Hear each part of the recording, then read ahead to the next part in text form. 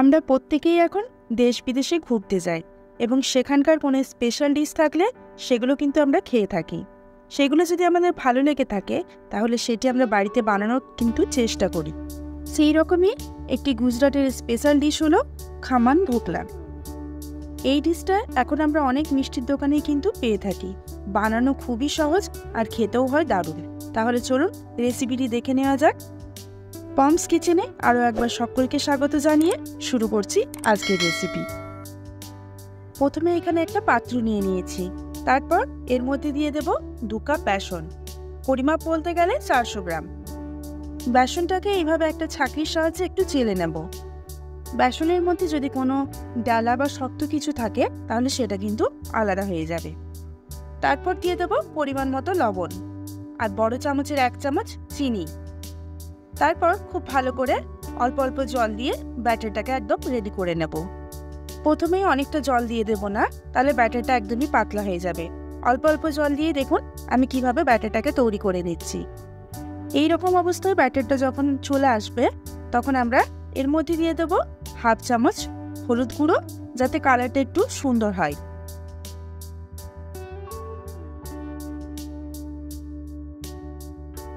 এবার সবশেষে দিয়ে দেবো 1 পাতা ইনো। ইনো যদি কারোর বাড়িতে না থাকে সেক্ষেত্রে আপনারা বড় চামচের 1 চামচ বেকিং সোডা কিন্তু দিয়ে দিতে পারেন। ইনো দেওয়ার পর হলুদের কালারটা একটু ফেড হয়ে যায়, তাতে অসুবিধা কিছু নেই। ব্যাটারটা কিন্তু আমার একদম দেখুন রেডি হয়ে গেছে।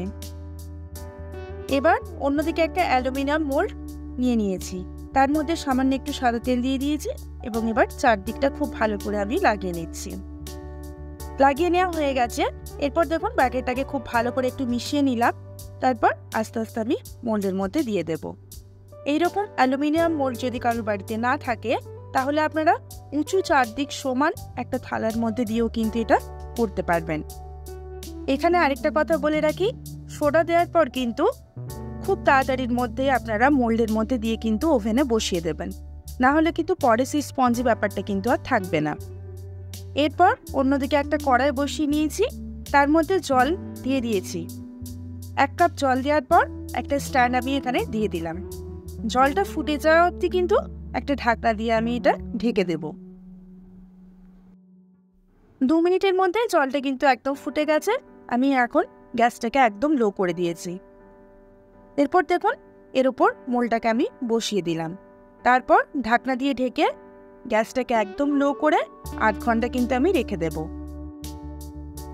30 মিনিট হয়ে গেছে, চলুন এবার ঢাকনাটা খুলে নেওয়া যাক। দেখুন ঢোকলা কিন্তু একদম রেডি হয়ে গেছে, কি সুন্দর ওপরে ফুলে উঠেছে। এবার একটা কাঠি দিয়ে দেখে নেব ঠিক মতো ভেতরটা রেডি হয়েছে কিনা।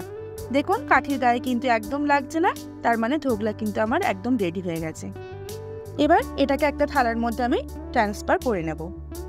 আপনারা দেখতেই পাচ্ছেন ঢোকলাটা কতটা নরম এবং স্পঞ্জি হয়েছে। এবার এটা একটু ঠান্ডা করার জন্য 10 মিনিট রেখে দেব। তারপর এটাকে পিস পিস করে কিন্তু আমি কেটে নেব। আপনাদের ইচ্ছে মতো কিন্তু আপনারা এটা পিস করে নিতে পারেন।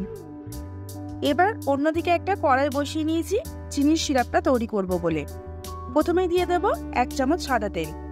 তারপর এর মধ্যে দিয়ে দেব 1/2 চামচ গোটা সর্ষে, 4 থেকে 5টা গোটা কাঁচা লঙ্কা আর 15 থেকে 20টা কারি পাতা। এবার এটাকে লো আছে 30 সেকেন্ড মতো একটু আমি ভেজে নেব। কাঁচা লঙ্কা ও কারি পাতার কালারটা চেঞ্জ হয়ে আসবে এবং একটা সুন্দর গন্ধ বেরোবে। তখন আমি দিয়ে দেব 1 কাপ জল।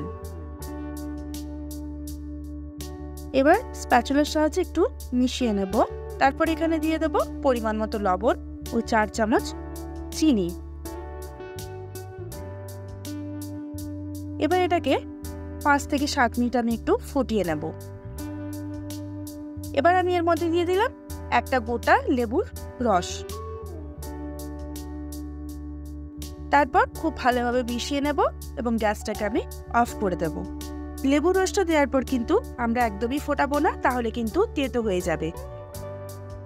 সিরাপটা কিন্তু আমার ঠান্ডা হয়ে গেছে। এরপর একটা বড় চামচের সাহায্যে ঢোকলার ওপর এরকম সুন্দরভাবে চারিদিকে ছড়িয়ে দেব। এইভাবে আস্তে আস্তে প্রত্যেকটি ঢোকলার গায়ে যেমন এই চিনির সিরাপটা পৌঁছে যায় সেইভাবে কিন্তু আমাকে ছড়িয়ে দিতে হবে। তারপর 15 মিনিট পর এটা আপনারা পরিবেশন করবেন।